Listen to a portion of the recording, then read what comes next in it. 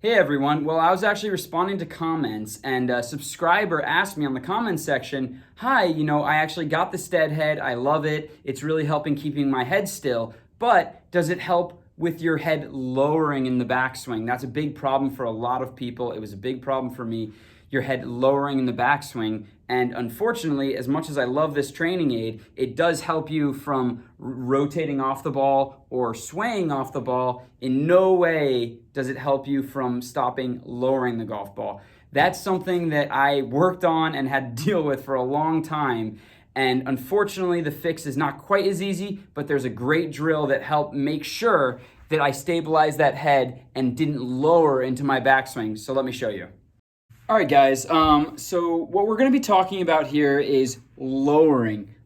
So we're not really talking about left to right head or swaying off the ball. We're talking about that upper body and the ability to keep that upper body stable in the backswing without it collapsing in towards the ball.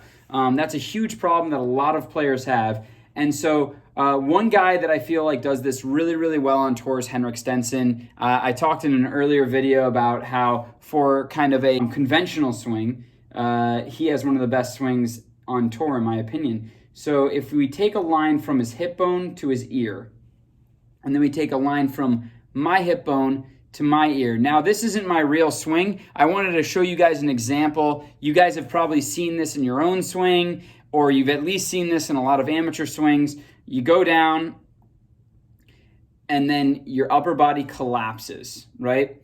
Your upper body may be collapsed because you're trying to create more speed. Your upper body may have collapsed simply because you don't have the core strength to hold it up as you rotate.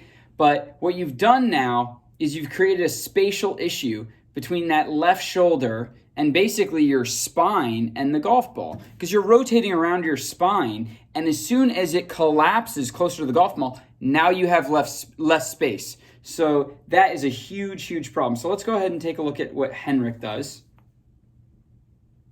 And it's exactly what you'd think. He has created zero spatial issue there.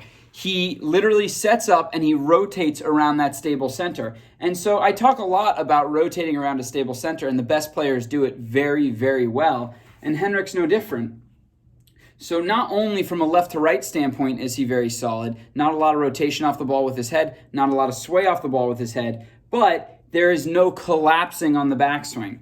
And look what happens. When you collapse like this, you now have to come back up to create enough speed so you don't just chunk the ball. And so as you're coming up, there's a lot of instability there, right? And if you want to see from the front on, so this doesn't look horrible, but from the front on, your left elbow has to completely bend. So it just creates a massive spatial issue. So watch, okay, so we're gonna go ahead, let me get a little oval here. Little oval around my little logo, massive drop.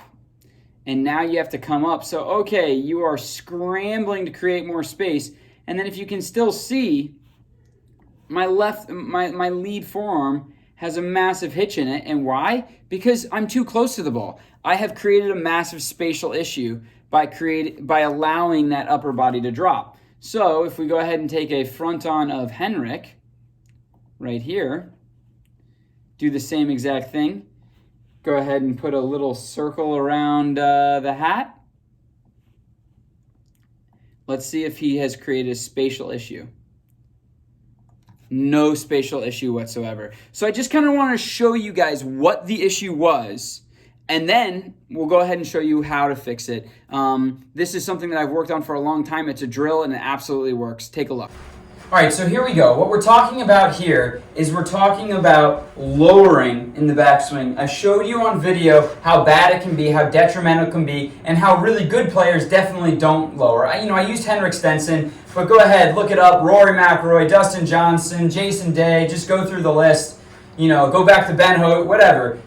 People might lower a little, but a major lowering is a horrible trait. It totally destroys your space in your backswing. And it makes you end up having to kind of flail at the ball, early extend, all sorts of problems come from it. And so here is the solution. It's not necessarily easy. I always like to throw my Stead head on because it's still good to work on not swaying and not rotating back, especially when you're doing a drill like this.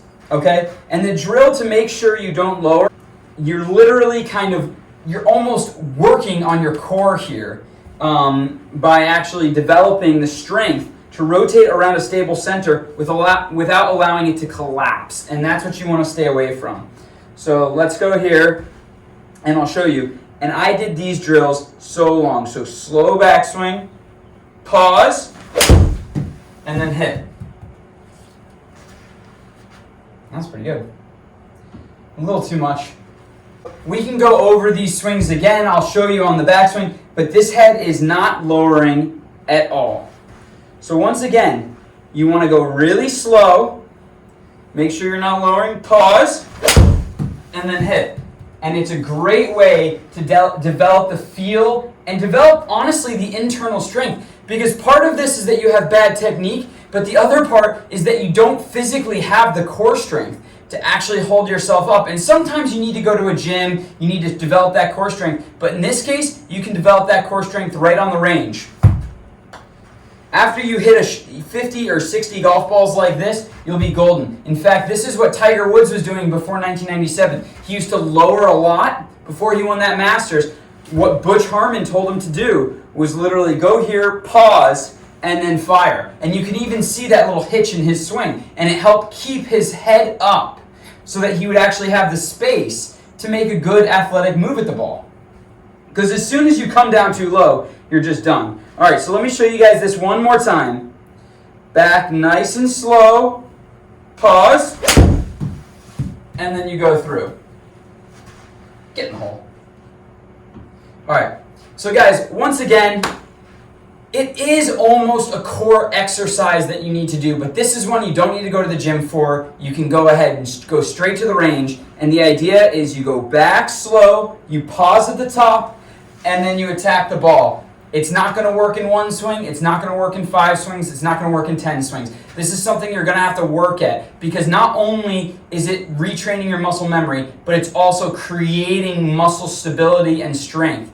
But if you do this drill over a period of time, not only will your head become more stable, but you won't lose that space. So it'll just be easier to hit the ball solid and to get that swing on plane so the ball goes in the right direction. All right, everyone. Well, I hope you guys enjoyed the video. If you did, please go ahead and give it a thumbs up. If you haven't subscribed yet, please subscribe to my channel. I do this all the time.